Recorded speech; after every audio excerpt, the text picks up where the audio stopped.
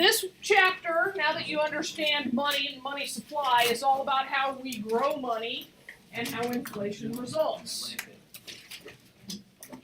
So how do changes in the money supply affect inflation and nominal interest rates? And nominal is? Now. Now, that's going to be the interest rate on the sign when they're trying to get you to deposit your money in the bank. Okay? Does the money supply affect real variables like real GDP and real interest rate? Well, if the money supply affects nominal interest rate, then it must also be impacting the real interest rate, right? Okay. How is inflation like a tax? Inflation is very much like a tax. Okay. What are the costs of inflation, and are they actually a big deal? All right. So now we're going to deal with the quantity theory of money. This is an important economic theory, the quantity theory of money. Okay? When the government prints too much money, prices go up. Meaning when the quantity of money grows, prices grow. Okay? It's a pretty good explanation of long-run inflation. Short-run inflation comes from different things, but quantity theory of money pretty much explains long-run or long-term inflation. Okay? P is the price level. We've established that, right? Okay. Comes to us from either CPI or GDP deflator. You remember those phrases? For those of you who are planning to take the AP, did anybody register for the AP exam? Okay. It is time for you to be going back and reviewing this stuff and reviewing those equations. Don't let it rot. Okay. It's price of the basket of goods measured in money. What kind of money? Fiat money. Okay. 1 over P is the value of a dollar. It's about its purchasing power, okay, measured in goods. So the basket only has one candy bar. If the price level is $2, the value of $1 is a half of a candy bar. Purchasing power is what really matters to us. We know a dollar is worth $1, but the real question is, what can that dollar get you?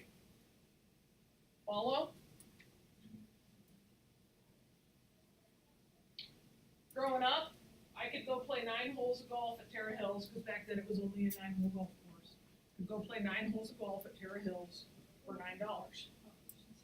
So $1 got me a hole. Okay, if the price level is $3, the value of $1 is a third of a candy bar. Life gets kind of depressing when you think about it in these terms, huh? Yeah. Think about the shoes you have on. Is the value of $1 a lace? One eyelet? Half of an insole? Bet your headband would only get a half of a headband for $1. Those of you who wear contacts or eyeglasses, think about the value of your dollar.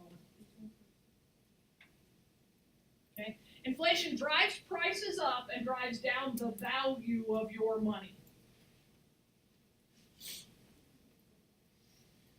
So, the quantity theory of money comes from David Hume and other guys kind of during the Enlightenment. You don't need to memorize his name by any means. Milton Friedman won the Nobel in the 20th century. His name is one that you'll hear if you study things like business finance in college, take any economics classes in college, but you don't have to worry about him for the exam either. The quantity theory of money says that the amount of money out there determines the value of that money. There's 2 ways to look at it. We can look at it with the supply and demand graph, or we can look at it mathematically via an equation.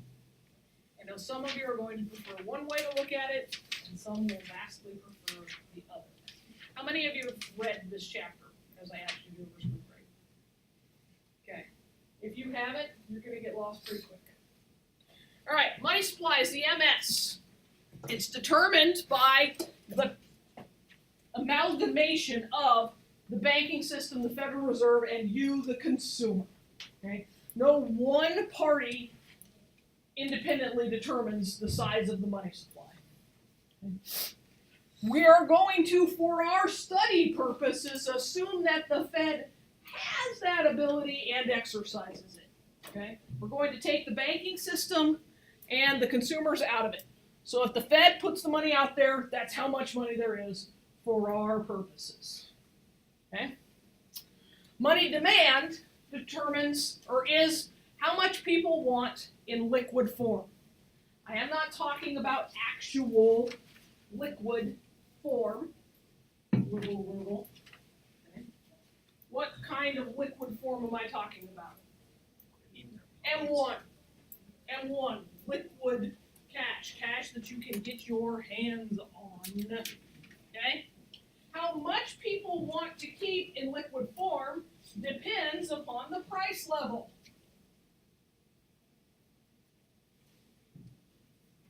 Think about that. It should make common sense. How much money people want to keep in liquid form depends upon the price level. Anybody going down to the CenturyLink this weekend to watch some big games?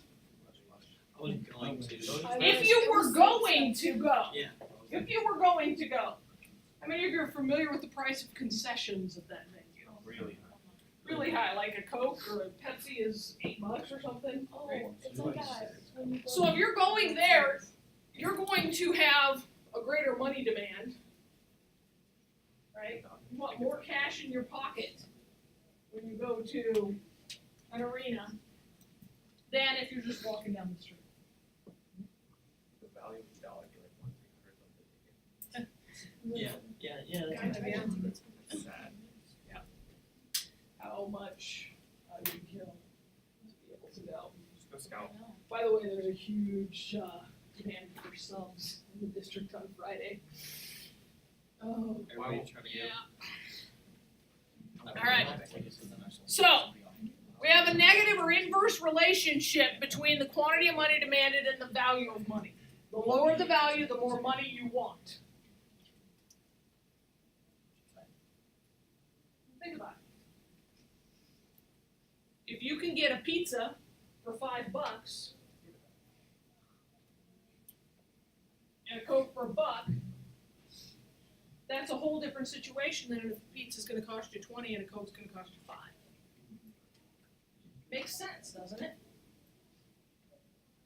All right. The other things, the ceteris paribus thing here is, yeah, we all know that there's ATMs all over the CenturyLink. But if there weren't, your demand for money would be even higher, wouldn't it? If those ATMs were out of your banking network and you were going to pay huge fees. If you knew that the internet was down and the ATM was not going to cough any money out for you.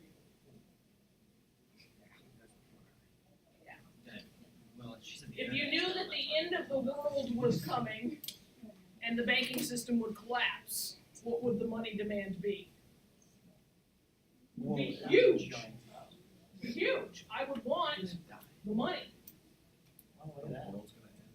We don't know. People think it's going to end. When Y2K was coming, people were hoarding cash like crazy. There was actually a money shortage. I'd rather start to get some. I'd rather buy some gold and some bullets. Yeah. Water Buy those. purifier tablets.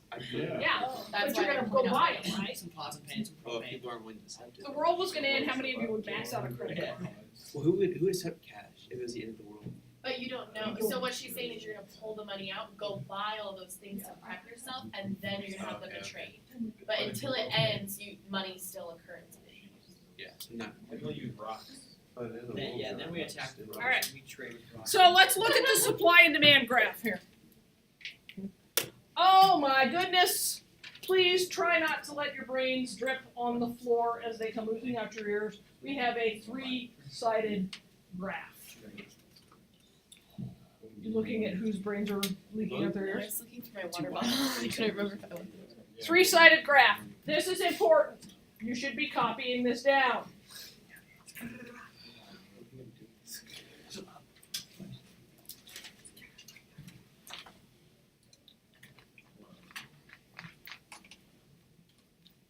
We have the value of money on one side and the price level on the other. It should make complete sense for you that the value of money increases as it goes up the axis, whereas the price level decreases as it goes up the axis. Could we draw it the other way around? Yes, as long as these numbers move in opposition to those numbers. Because we just established that. The higher the price level, the lower the value of the money. I didn't know you wanted And we put the quantity money down at the bottom. So just thinking, mathematically, what's this graph going to look like? A straight line. Straight line how? diagonally. Up and down. As the value of money rises, the price level falls.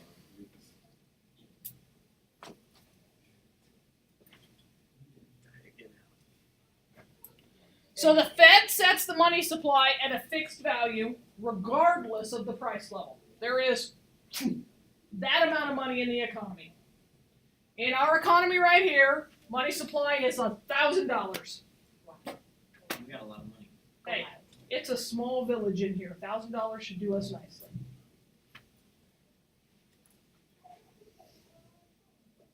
Dayton's looking around for who he's going to kill first. I saw that. All right. A fall in the value of money or any increase in price increases the quantity of money demanded. So at this point, when money value is 1, we don't need a lot of money, right? Our quantity is low. As the value of that money has gotten really low, now we need a lot of money. Why is it curved and not straight?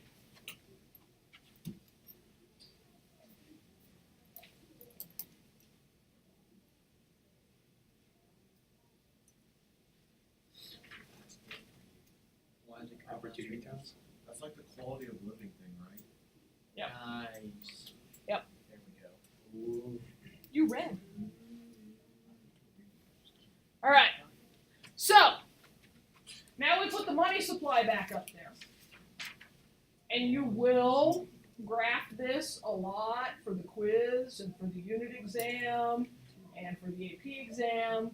The money supply graph is going to be a very functional part of your life.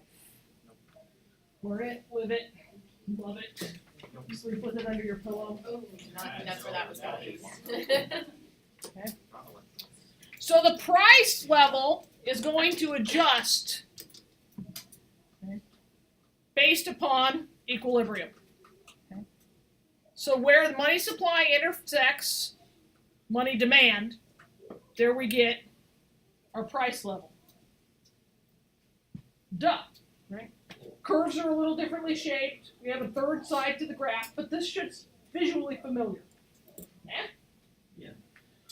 Why is money supply vertical, perfectly inelastic?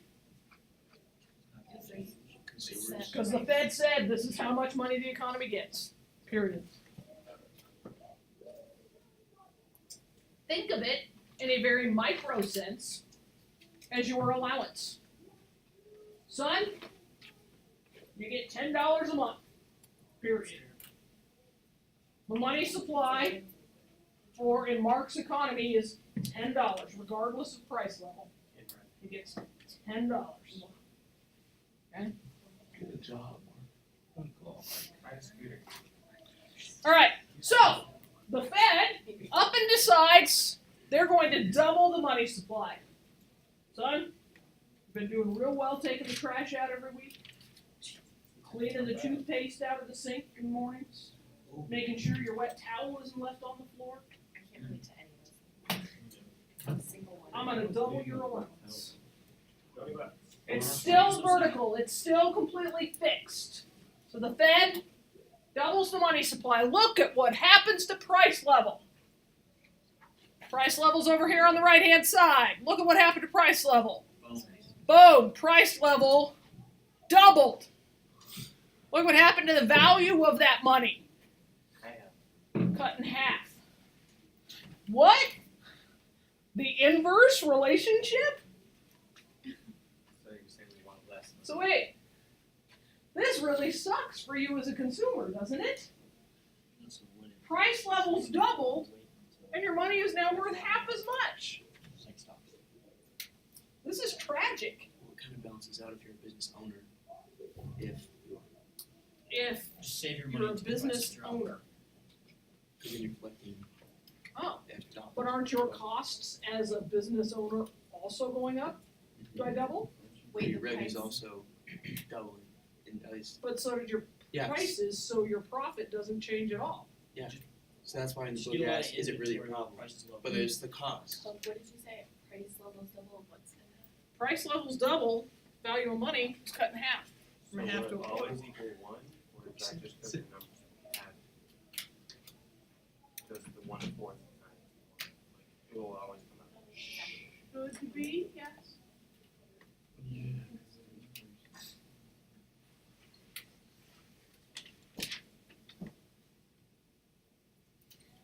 Now, Jared says for business owners, no big deal. Their prices go up for what they need to run their business, so they charge their customers more. Fine. Revenue increases, costs increase the same amount, profit should remain the same. Okay? Who does it really, really stink for? You as the workers for those businesses. Because guess what Jared didn't increase the minute he doubled the prices to his customers when gas prices doubled? He did not double his employees' wages. Did you, you miser, you Scrooge, Work harder. right? Wages very, very often lag way behind changes in the price level, and oftentimes utterly fail to keep up with the price level. That is why there is such discussion about the 99% and the 1% and the wage gap. The wage gap doesn't just exist between men and women. It exists between the price level and the wage level. All right. So breaking it down. The initial price and increase in money supply causes an excess supply of money, meaning there's too much money in your pocket. So you go out and you spend that extra money in your pocket. Your increased competition for the goods and services causes their prices to rise to a new equilibrium. The supply of goods hasn't changed. There's only so many toys on the shelf at Walmart. So they raise the prices to make it work out. And just because there was more money in your pocket, you caused the prices to rise. So if you consumers could control yourselves and just relish having more money in your pockets, prices wouldn't have to rise. Except that we know that economics is very much a behavioral science, right? And we can very clearly predict people's behavior. If I just throw $1 at Kozel, what are the odds that that's going to end up in his bank account tonight? Yeah. And that's just not- That's an extra half of a slice of pizza at lunch, isn't it? Yeah. It's your own fault. All right.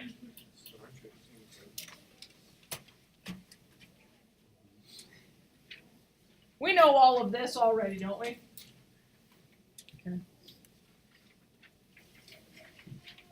We know all of this, don't we? Yeah, I actually do.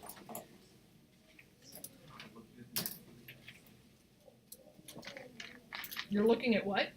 He asked if I ever actually looked at pictures. You said the night before the test? That's like one of the biggest times I look at them, yeah. How much storage do you have on your phone, or do you delete them? They go into my iCloud storage. So how much is on your iPad? So we tend to measure prices in terms of money. Life is much easier that way, since money is our unit account and our medium of exchange. Okay? So the price of a compact disc. This book is already showing its age, and it's still going to be another 5 years before I get new ones. The price of a DVD, a Blu-ray. The price of a Blu-ray is oh, the price of your monthly Hulu subscription is $15. This book isn't that old. It's kind of tragic. The version before this was cassette tapes. Oh my God, not Please stop. Your parents What may before have that? seen those cleaning out grandma's house. What for cassette tapes? Dinosaurs. That's what came before. So we measure a compact disc's value in terms of money. A pizza is $10. Okay? Steal. The relative price is one good compared to another. So what is the price of a CD in terms of pizza? It is 1.5 pizzas. A pizza is 2/3 of a CD. Life is very inconvenient when you try and calculate things that way, isn't it? Can we all take a moment and be very grateful for our government establishing the dollar as our fiat money and making it the common medium of exchange? It's very hard to fold up a pepperoni pizza or a CD and carry it in your wallet. Ladies, can you imagine how big your purse would have to be if you had to carry multiple pizzas? There wouldn't be any multiplier, right? That'd be funny. It would be the pepperoni multiplier. Yes, Andrew. Have a food day every time we talk about pizza. True. All right. We did that last That would time. be a real problem on the days we were talking about You're just beer. Like, Get me through a econ. That'll be a real fun dance. Relative prices are measured in physical units, so that means that they're real variables. All right, real versus nominal wage. This is hugely important. Tells you how much you are actually earning after inflation. It will make you sad. All right, so W is nominal wage, and that's a capital W. Capital W is nominal wage. When you see it in print, it's always going to be in italics, capital W.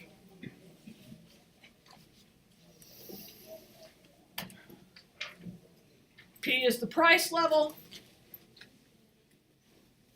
The real wage is the price of labor relative to the price of the output.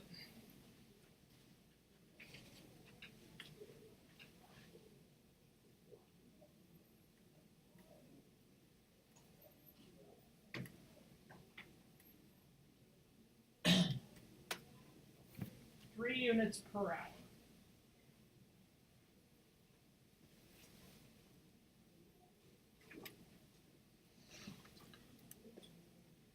You have to think about this from the business side.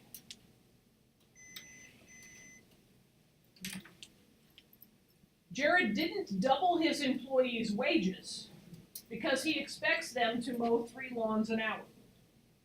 If he's going to double their wages, he's going to have to expect them to mow 6 lawns per hour. And your worker productivity does not increase just because the price level increased. Does that make some sense?